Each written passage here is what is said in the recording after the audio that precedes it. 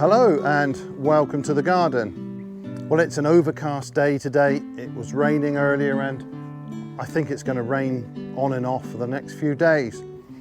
But that's actually a benefit for me right now because today I'm going to transplant my leek seedlings. Now, I'd kind of neglected them earlier in the year and I was very late moving them on from the small tray that I started them in into larger trays. I moved them on and spaced them out because they just weren't big enough to put straight into the ground. I did that about 4 weeks ago and now they're looking much better. So today I think I can get them in the ground. I've just got a few little jobs to do first. There's some weed here. I'm going to hoe that, but of course hoeing doesn't work too well when it's wet, but even so, it's probably better to do that than not. I've got this borage here, which is getting out of hand, and I want to sort of tie that up. I can use these wires that are supporting the apples here. I'm just going to tie that up out of the way. I don't want to take it out if I can avoid it because the bumblebees go nuts for the borage, so it would be good to leave them in place if I can. And then along the fence here I've got some dwarf broad beans. These are the Sutton and these pods are ready now, so I don't think there is too much to be gained by leaving those in, so I think I can pull those as well, and that will give me just a little bit more space here for the leeks. So I think the first thing I'll do is just take these plants out. I mean, we've only been picking individual beans as and when we've needed them, but yeah, there's some nice pods still on here, but I don't think there's any problem in lifting those right now. Well, these plants are looking a little bit ratty now. We've got chocolate spot all over them. We've got a little bit of rot in places, and we've had lots of aphids on these, although lately the ladybirds have been doing a good job on them. But even so, these beans are still perfectly sound. And there's quite a nice harvest still to take off of those. But really no sense, I think, in leaving them in the ground any longer.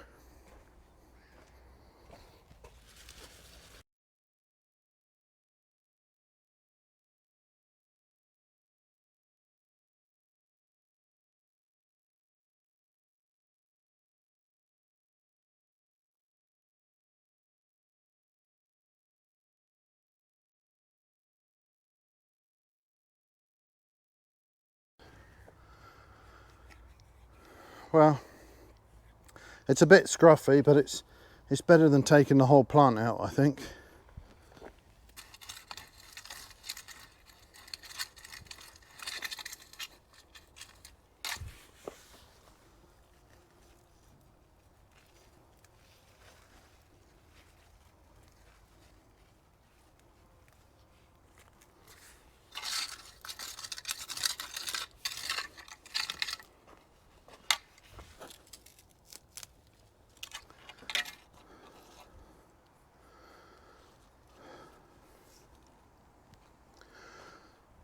Some of the lower leaves are starting to split on the celeriac, so it's going to be time pretty soon, I think, to go round these and start stripping off these old leaves.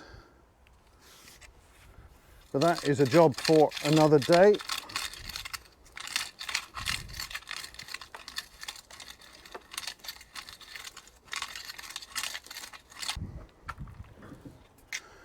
I think I might give this a quick rake over. It's a little bit lumpy.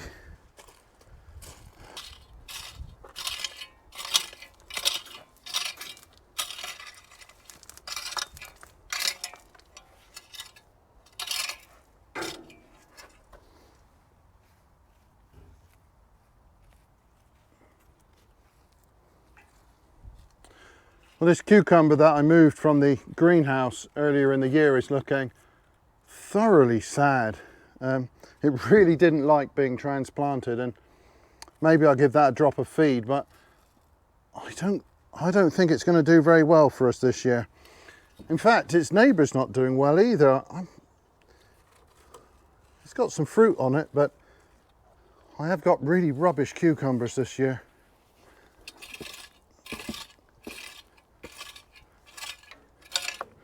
I don't remember the last time we weren't totally inundated with cucumbers. So it's a little bit strange and disappointing.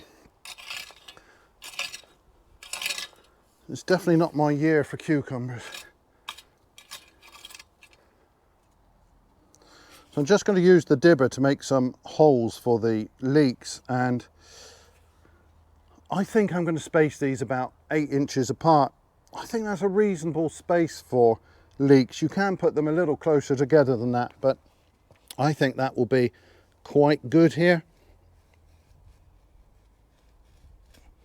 Because we've had some rain recently, these holes don't collapse, so it's a nice time to get them in. I've got a bit of tape on the dibber here to mark how deep. It is quite deep.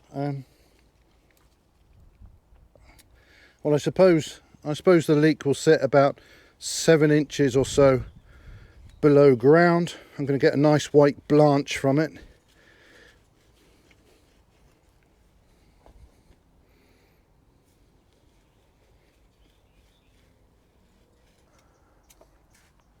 Very often when you're transplanting leeks, it happens that it's sort of hot, dry weather, and they can suffer a little bit after being set out, because of course you disturb the roots, you take the soil off of their root systems, at least doing it in the old-fashioned way. And it really is quite advantageous, I think, that we've got this little overcast and rainy period. I think they will be a lot happier to establish in those conditions, much less likely to suffer from getting too hot and dry.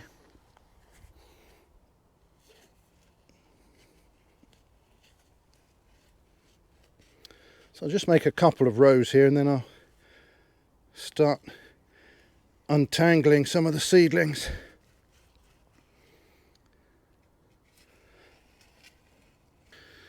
Now, ordinarily the soil in these borders is a little bit heavy and very stony, but this was broken up with a fork just a few weeks ago, and obviously it's reasonably compact again now, but I think it's pretty good for the leeks.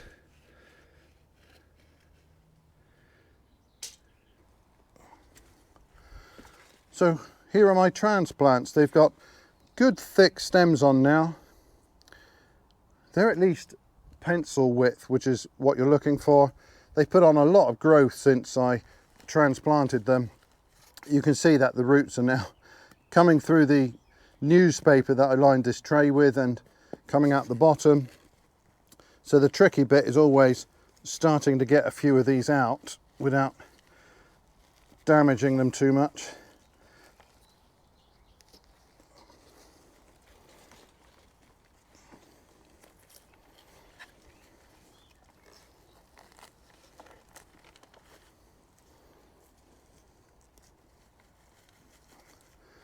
Now, I'm not going to wash the soil off of these roots. You can do that.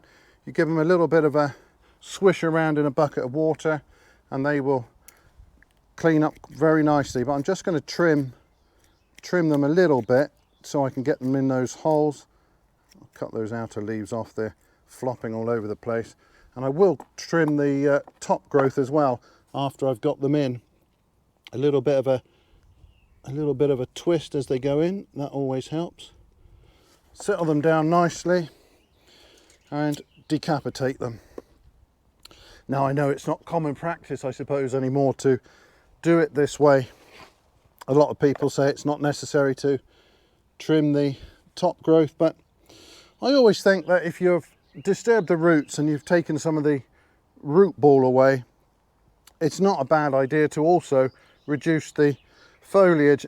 And if you're doing it on a hot day, I think it can be quite beneficial to reduce the moisture loss through the leaves.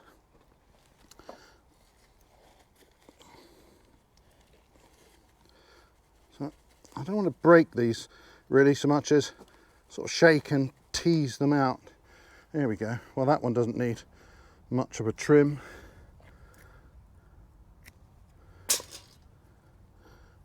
take that away.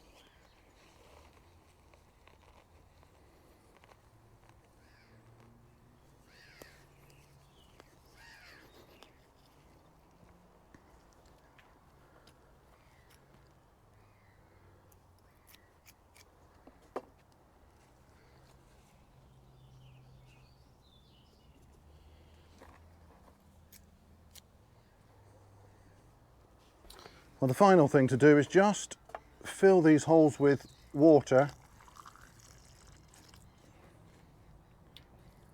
If it's really dry, you can fill them, let it drain down and then fill them again. But we've had plenty of rain here, so this ground is really moist.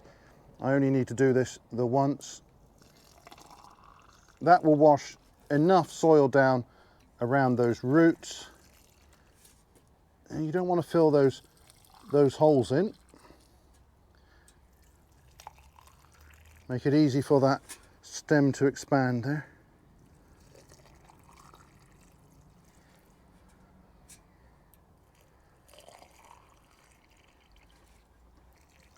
If this was more typical June weather, you would be wanting to water these perhaps even every day or so for the first week or two until they get their roots down.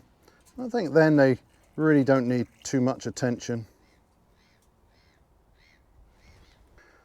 That's the leek bed finished. There are 75 plants there.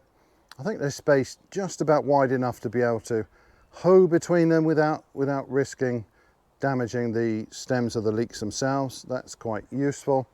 And I've left a gap along by the fence so I can get round there for maintenance purposes. I shouldn't need to do much with those now until they are ready to harvest. I'm going to use those probably late autumn and through the winter, maybe into the early part of spring before they start to flower.